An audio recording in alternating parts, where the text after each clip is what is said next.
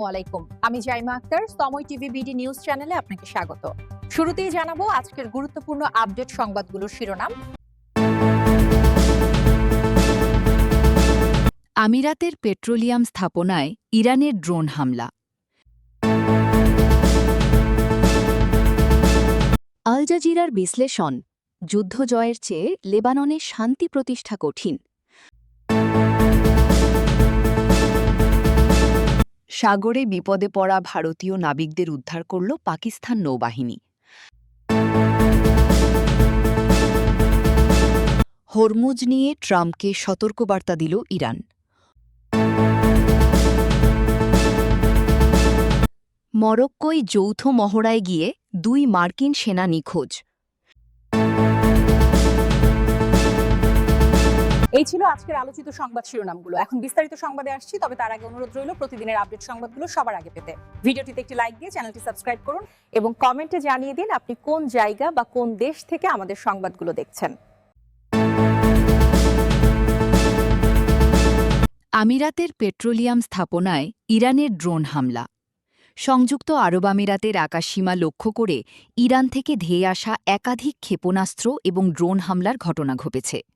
সোমবার 4 মে বিকেলের দিকে দেশটির প্রতিরক্ষা মন্ত্রণালয় এক বিবৃতিতে জানায়, তাদের বিমান প্রতিরক্ষা ব্যবস্থা ইরান থেকে আসা ব্যালিস্টিক ক্ষেপণাস্ত্র, ক্রুজ ক্ষেপণাস্ত্র এবং ড্রোনগুলো রুখে দিতে সক্রিয়ভাবে কাজ করছে।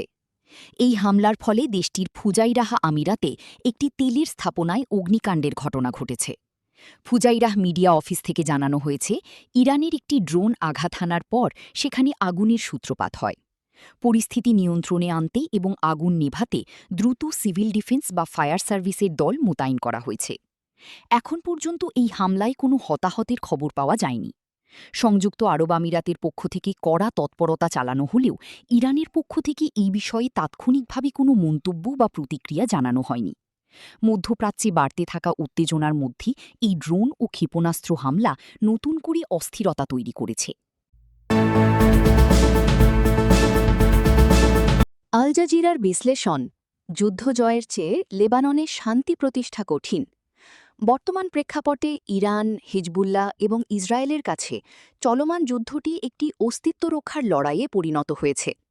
অন্যদিকে লেবানন সরকারের কাছে হিজবুল্লাহ একই সঙ্গে স্থিতিশীলতার জন্য হুমকি এবং ইসরায়েলের বিরুদ্ধে দর কষাকষির একমাত্র হাতিয়ার। যুক্তরাষ্ট্রের জন্য এই যুদ্ধটি তাদের বিশাল সামরিক ও রাজনৈতিক সম্পৃক্ততা সত্ত্বেও কেবল একটি সামরিক অভিযান হিসেবেই প্রতীয়মান হচ্ছে। এই সামগ্রিক পরিস্থিতির গভীর বিশ্লেষণে কয়েকটি গুরুত্বপূর্ণ দিক উন্মোচিত হয়। প্রথমত, এটি স্পষ্ট যে রাজনৈতিক সমস্যার কোনো সামরিক সমাধান নেই এবং শক্তির ব্যবহার পরিস্থিতিকে কেবল আরও জটিল করে তোলে। ঐতিহাসিক প্রেক্ষাপট বিশ্লেষণ করলে দেখা যায়, ১৯৮২ সালে লেবাননে ইসরায়েলি আক্রমণের আগে হিজবুল্লার কোনো অস্তিত্ব ছিল না এবং ১৯৬৭ সালের দখলের আগে হামাসেরও উদ্ভব হয়নি। কোনো জাতি বা গোষ্ঠীকে দমন বা নিশ্চিহ্ন করার প্রতিটি প্রচেষ্টা শেষ পর্যন্ত এই ধরনের সশস্ত্র আন্দোলনের জন্ম দেয়। দ্বিতীয়ত, বর্তমান সংঘাত টিকিয়ে রাখার পেছনে কিছু শক্তিশালী মহলের স্বার্থ কাজ করছে। লেবাননের ভেতরে কিছু রাজনৈতিক পক্ষ ইসরায়েলের সাথে হাত মেলাচ্ছে, যা হিজবুল্লার পক্ষ থেকে কঠোর প্রতিক্রিয়ার পথ প্রশস্ত করছে। অন্যদিকে ইসরায়েলি প্রধানমন্ত্রী বিনিয়ামিন নেতানিয়াহু নিজের রাজনৈতিক ভবিষ্যৎ রক্ষা এবং আদালতের বিচার প্রক্রিয়া বিলম্বিত করার কৌশল হিসেবে যুদ্ধকে প্রলম্বিত করতে আগ্রহী। অভ্যন্তরীণ জনমতকে ভিন্ন খাতে প্রবাহিত করতে তিনি উত্তেজনা জিইয়ে রাখছেন।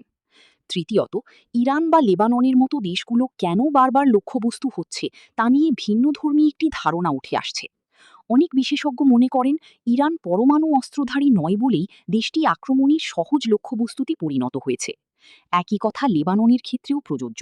যতক্ষণ পর্যন্ত একটি দেশকে সামরিকভাবে সহজে পরাজিত করার মতো দুর্বল ভাবা হবে, ততক্ষণ সেখানে স্থায়ী শান্তি ও স্থিতিশীলতা অধরাই থেকে যাবে।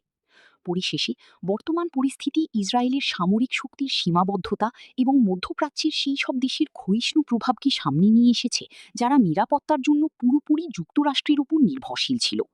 দীর্ঘমেয়াদী শান্তি ও স্থিতিশীলতা প্রতিষ্ঠার জন্য নিরাপত্তার দায়িত্ব বাইরের কোনো শক্তির হাতে তুলে দেওয়া কখনোই টেকসই সমাধান হতে পারে না। এর ফলে বড়জোর একটি জোরপূর্বক সশস্ত্র স্থিতিশীলতা তৈরি হতে পারে, কিন্তু লেবানন বা বৃহত্তর অঞ্চলে প্রকৃত ও স্থায়ী শান্তি ফিরিয়ে আনা সম্ভব নয়। সাগরে বিপদে পড়া ভারতীয় নাবিকদের উদ্ধার করল পাকিস্তান নৌবাহিনী। আরব সাগরে যান্ত্রিক ত্রুটির কারণে বিপদে পড়া একটি বাণিজ্যিক জাহাজে মানবিক সহায়তা ও উদ্ধার কার্যক্রম চালিয়েছে পাকিস্তান নৌবাহিনী। সোমবার ৪ মে নিরাপত্তা সূত্রের বরাত দিয়ে এ তথ্য জানিয়েছে জিও নিউজ। নিরাপত্তা সূত্র জানায়, এমভি গৌতম নামের ওই জাহাজটিতে থাকা ৬ জন ভারতীয় এবং একজন ইন্দোনেশীয় নাবিককে জরুরি সহায়তা দেওয়া হচ্ছে। ওমান থেকে ভারত যাওয়ার পথে মাঝ সমুদ্রে জাহাজটি যান্ত্রিক ত্রুটির মুখে পড়ে। জানা গেছে, ঘটনার পর মুম্বাইয়ের maritime rescue and coordination centre MRCC সহায়তার জন্য পাকিস্তান কর্তৃপক্ষের সঙ্গে যোগাযোগ করে।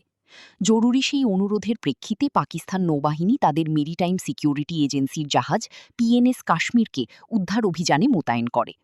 নিরাপত্তা সূত্রগুলো জানিয়েছে, ক্ষতিগ্রস্ত জাহাজের নাবিকদের খাবার, প্রয়োজনীয় চিকিৎসা এবং কারিগরি সহায়তা দেওয়া হচ্ছে। সমুদ্রে যে কোনো জরুরি পরিস্থিতিতে কার্যকরভাবে সাড়া দিতে পাকিস্তান নৌবাহিনী সর্বদা প্রতিশ্রুতিবদ্ধ ও প্রস্তুত থাকে বলে তারা উল্লেখ করে। মেরিটাইম সেফটি ম্যান্ডেটের অংশ হিসেবে পাকিস্তান নৌবাহিনী সাম্প্রতিক বছরগুলোতে এই অঞ্চলে বেশ কিছু উদ্ধার ও সরিয়ে নেওয়ার অভিযান পরিচালনা করেছে, যার মধ্যে বাণিজ্যিক জাহাজ ও মাছ ধরার ট্রলারও ছিল। এর আগে গত এপ্রিলে উত্তর আরব সাগরে বিপদে পড়া একটি বাণিজ্যিক জাহাজের ১৮ জন নাবিককে উদ্ধার করেছিল পাকিস্তান নৌবাহিনী।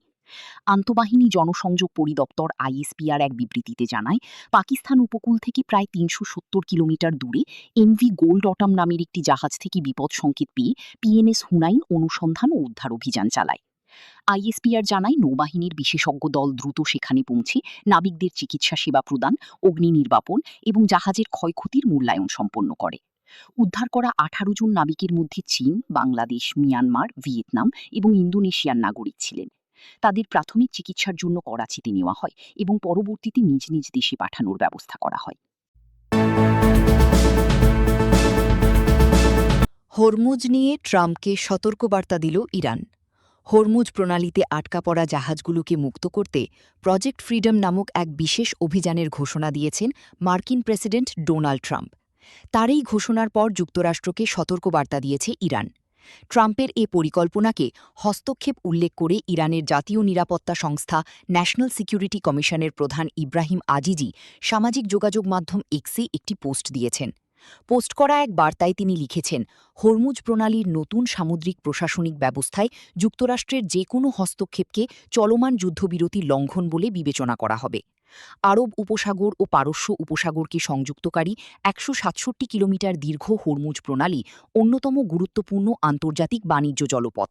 বিশ্বের ১/৫ তেল, গ্যাস ও জ্বালানি পণ্য এই প্রণালী দিয়ে পরিবহন করা হয়। গত ২৮ ফেব্রুয়ারি ইরান যুক্তরাষ্ট্র ইসরায়েল যুদ্ধ শুরুর পর হরমুজ প্রণালীতে অবরোধ জারি করে ইরান।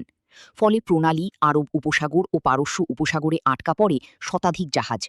রোববার ৩ মে নিজের সামাজিক যোগাযোগ মাধ্যম ট্রুথ সোশ্যালে পোস্ট করা এক বার্তায় প্রেসিডেন্ট ডোনাল্ড ট্রাম্প বলেন, হরমুজে আটকে পড়া এই বাণিজ্যিক জাহাজগুলোকে নৌবাহিনীর প্রহরার মাধ্যমে প্রণালী থেকে বের হতে সহযোগিতা করবে যুক্তরাষ্ট্র। এই প্রকল্পের নাম প্রজেক্ট ফ্রিডম দিয়েছেন তিনি। ট্রুথ সোশ্যাল পোস্টে ট্রাম্প লেখেন, বিশ্বের অনেক দেশের বাণিজ্যিক জাহাজ হরমুজে আটকা পড়েছে। এসব দেশের অধিকাংশই মধ্যপ্রাচ্যে চলমান আঞ্চলিক সংঘাতের সঙ্গে সরাসরি সংশ্লিষ্ট নয় এবং তারা আমাদের কাছে অনুরোধ জানিয়েছে যে আমাদের নৌবাহিনী যেন আটকা পড়া বাণিজ্যিক জাহাজগুলোকে প্রণালী থেকে বের হতে সহযোগিতা করে। যুক্তরাষ্ট্রের স্থানীয় সময় সোমবার সকাল, অর্থাৎ বাংলাদেশ স্থানীয় সময় সোমবার রাত থেকে হরমুজে প্রজেক্ট ফ্রিডম শুরু হচ্ছে বলে ট্রুথ সোশ্যাল পোস্টে জানিয়েছেন যুক্তরাষ্ট্রের প্রেসিডেন্ট। ট্রাম্প ট্রুথ সোশ্যালে এই পোস্ট করার কিছুক্ষণ পর যুক্তরাষ্ট্রকে সতর্কবার্তা দিয়ে এই পোস্ট দেন ইব্রাহিম আজিজি। মরক্কোয় যৌথ মহড়ায় গিয়ে ২ মার্কিন সেনা নিখোঁজ। মরক্কোর দক্ষিণাঞ্চলীয় শহর তানতানের কাছে আফ্রিকান লায়ন নামক বহুজাতিক সামরিক মহড়ায় অংশ নেওয়ার সময় ২ মার্কিন সেনা সদস্য নিখোঁজ হয়েছেন। রোববার ৩ মে যুক্তরাষ্ট্রের আফ্রিকা কমান্ড আফ্রিকম এবং মরক্কোর রয়্যাল আর্মড ফোর্সেস যৌথভাবে এ তথ্য নিশ্চিত করেছে। উভয় দেশের সামরিক বাহিনীর পৃথক বিবৃতিতে জানানো হয়েছে, নিখোঁজ সেনা সদস্যদের সন্ধানে মরক্কো ও যুক্তরাষ্ট্রের পাশাপাশি অন্যান্য সহযোগী দেশগুলো সমন্বিত অনুসন্ধান ও উদ্ধার অভিযান শুরু করেছে।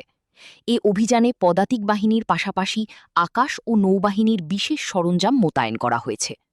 ক্যাপড্রা ট্রেনিং সাইটের কাছে এক দুর্গম পাহাড়ি এলাকায় তারা নিখোঁজ হন। মরক্কোর সেনাবাহিনী জানিয়েছে, ওই ২ সেনা সদস্য পাহাড়ের একটি খাজের কাছ থেকে নিখোঁজ হয়েছেন। রয়টার্সকে পাঠানো এক ইমেইল বার্তায় যুক্তরাষ্ট্রের একজন প্রতিরক্ষা কর্মকর্তা বলেছেন, প্রাথমিক প্রতিবেদন অনুযায়ী ধারণা করা হচ্ছে ওই 2 সেনা সদস্য অসাবধানতাবশত পাহাড় থেকে সমুদ্রে পড়ে গিয়ে থাকতে পারেন। আমি নিশ্চিত করতে পারি যে এই ঘটনার সঙ্গে সন্ত্রাসবাদের কোনো যোগসূত্র নেই। আফ্রিকান লায়ন হল মার্কিন আফ্রিকা কমান্ডের অধীনে পরিচালিত বৃহত্তম বার্ষিক যৌথ সামরিক মহড়া। এর প্রধান লক্ষ্য হল মার্কিন বাহিনী, ন্যাটো মিত্র এবং আফ্রিকার অংশীদার দেশগুলোর মধ্যে সামরিক সমন্বয় ও সক্ষমতা বৃদ্ধি করা। এ বছরের মহড়াটি 27 এপ্রিল শুরু হয়েছে এবং চলবে 8 মে পর্যন্ত। এবারের মহড়া ঘানা, মরক্কো, সেনেগাল এবং তিউনিশিয়া জুড়ে পরিচালিত হচ্ছে। মহড়ার সবচেয়ে বড় অংশটি মরক্কোতে অনুষ্ঠিত হচ্ছে। আফ্রিকমের তথ্য অনুযায়ী এতে 40টিরও বেশি দেশের প্রায় 5,000 সেনা সদস্য অংশ নিচ্ছেন। নিখোঁজ সেনা সদস্যদের উদ্ধারে পাহাড়ের খাঁজ ও উপকূলীয় এলাকায় অভিযান অব্যাহত রয়েছে। তবে এখন পর্যন্ত তাদের পরিচয় বা বিস্তারিত কোনো তথ্য প্রকাশ করা হয়নি।